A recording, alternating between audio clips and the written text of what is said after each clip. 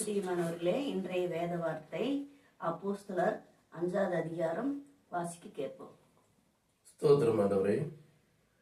அனனியா என்னும் பேருள்ள ஒருவனும் அவனுடைய மனைவியாகிய சப்பிராளும் தங்கள் காணியாட்சியை விற்றார்கள்.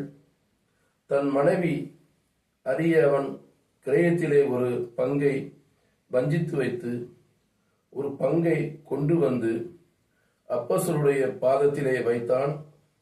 பேதுரு அவனை நோக்கி, அனனியாவை, நிலத்தின் கிரயத்தில் ஒரு பங்கை வஞ்சித்து வைத்து பரிசுத்த ஆவியினிடத்தில் பொய் சொல்லும்படி சாத்தான் உன் இருதயத்தை நிரப்பினதென்ன? அதை விற்கும் முன்னே அது உன்னுடையதாய் இருக்கவில்லையோ? அதை விற்ற பின்பு அதன் கிரயம் உன் வசதிக்கிருக்கவில்லையோ?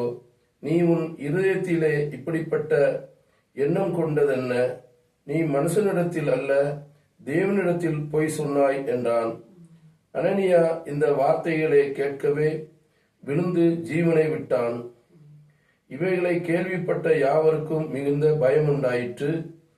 வாலிபர் எழுந்து அவனை சேலையில் சுற்றி வெளியே எடுத்துக்கொண்டு போய் அடக்கம் பண்ணினார்கள். ஆமென். அல்லேலூயா. அல்லேலூயா. இந்த காலை வேளையில தேவனான அனனியாவும் சப்பரையை பத்தி நம்மளோடு பேசுகிறார். ஆமென். அல்லேலூயா. இது நம்ம தேவனுக்குன்னு ஒன்று கொடுத்தோம்னா தேவனுடையதுதான், எல்லாமே தேவனுடையதுதான் இல்லையா? ஆமென். அல்லேலூயா. அந்த தேவனுக்கு விற்று கொடுக்கிற ஒரு காணியான நிலத்துல அதை கொடுத்தது நம்ம வித்து கொடுத்துடணும். அப்ப அதுல அவர் நம்ம கொஞ்சமா கொடுத்தா நம்மள பெருக செய்வார். ஆமென். அல்லேலூயா. அதையெல்லாம் அறியாதபடிக்கு தேவனிடத்திலே அந்த சொத்தை விற்கும் போது மனைவியை கூட பேசி அதுல ஒரு பங்கு எடுத்து வச்சுட்டாங்க. தேவனுக்குள்ளத தேவனுக்கு தான் கொடுக்கணும். அதுல ஒரு பங்கு எடுத்து வச்சு இவ்வளவுதான் வித்ததுன்னு சொல்லி போய் பேதுட்ட சொல்லும் போது கூட அவரு, ஏன்னா அவர் எல்லாமே கர்த்தர் எல்லாத்தையும் அறிந்திருப்பார். ஏன்னா பேதரோட உண்மையை சொன்னது போது அப்ப என்ன நடந்தது அப்ப நீ என்னோடமே பொய் சொல்லுகிறாயா என்று கேட்ட போது அவரு உண்மை தெரிந்ததுனால அவர் என்ன பண்ணிட்டாரு, அந்த இடத்திலேயே உயிரை மாய்த்து கொண்டார். ஆமென். அல்லேலூயா. அப்ப கர்த்தர் கண்களுக்கு நம்ம தெரியாத ஒரு காரியம் செய்வோம். அப்படி இல்ல, தேவனுக்கு உலகம் முழுவதும் சுத்தில அவர் கண்கள் உலகத்தை சுற்றி கொண்டே இருக்கிறது. ஆமென். அல்லேலூயா. தேவனுக்கு தெரியாம நம்ம எந்த தவறு செய்யவே முடியாது. நம்ம என்ன செய்தாலும், நம்ம என்ன பேசினாலும், என்ன நடந்தாலும் அவர் கண்களுக்கு தெரியும். அது மாதிரி நம்ம ஒவ்வொருத்தரும் நினைக்கிறோம், இந்த மாதிரி நம்ம ஏதோ ஒரு சம்பளம் வாங்கினாலும் சரி, எதிர் செஞ்சாலும் சரி, தேவனுக்கு இவ்வளவு கொடுக்கலாம் அவ்வளவு கொடுக்கலாம், அந்த மாதிரி எல்லாம் இல்ல. தேவன் அறிந்திருப்பார் நம்ம பிள்ளைங்க எப்படி நம்மளுக்கு முதல் பேரான காணிக்கையை கொடுக்கறாங்கன்னு சொல்லி. அப்ப இதையெல்லாம் நம்ம அறிந்திருக்கிறோம். இப்ப இவங்க அறியாதனால என்ன பண்ணிட்டாங்க, மரணம் நேரிட்டது. ஆமென். அல்லேலூயா. இப்படிப்பட்ட எண்ணம் கொண்டது என்ன? நீ மனுஷனிடத்துல அல்ல, தேவனிடத்தில் என்ன? நீ மனுஷனிடத்தில் அல்ல, தேவனிடத்தில் பொய் சொன்னாய் என்றான்.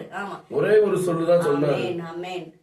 என்ன செஞ்சாப்ல, அவர் தன்னுடைய நம்ம ஒரு பங்கை திருட்டுத்தனமா எடுத்து வச்சோம், ஆனா தேவனுக்கு கொடுக்க வேண்டியத பங்கை நம்ம கொடுக்கல.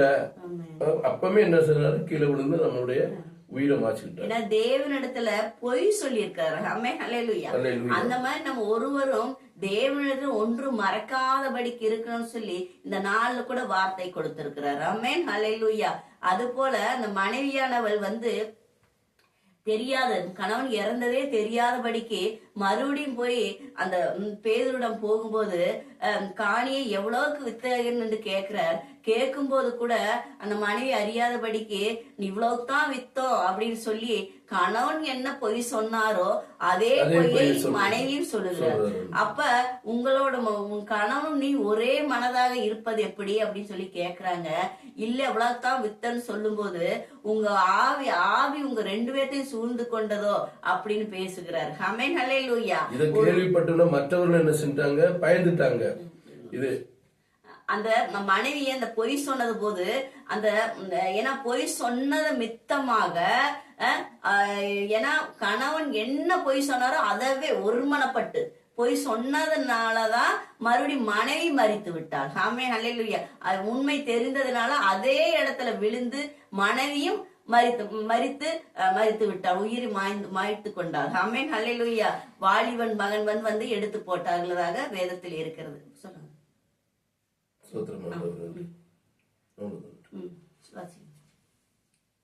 வாசிங்க 13. மற்றவர்கள் ஒருவரும் அவர்களுடனே சேர துணியவில்லை. ஆகிலும் ஜனங்கள் அவர்களை மேன்மைப்படுத்தினார்கள். திரளான புருஷர்களும் ஸ்திரீகளும் விசுவாசம் உள்ளவர்களாகி கர்த்தரிடமாக அதிகமாக சேர்க்கப்பட்டார்கள். பிணியாளிகளை படுக்கைகளின் மேலும் கட்டில்களின் மேலும் கிடத்தி பேதுரு நடந்து போகையில் அவனுடைய நிழலாகிலும் அவர்களில் சிலர் மேல் படும்படிக்கு அவர்களை வெளியே வீதிகளில் கொண்டு வந்து வைத்தார்கள்.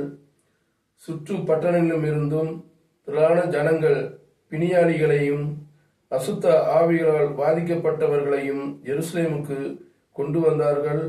அவர்களுக்கு எல்லோரும் குணமாக்கப்பட்டார்கள். ஆமென் ஹல்லேலூயா.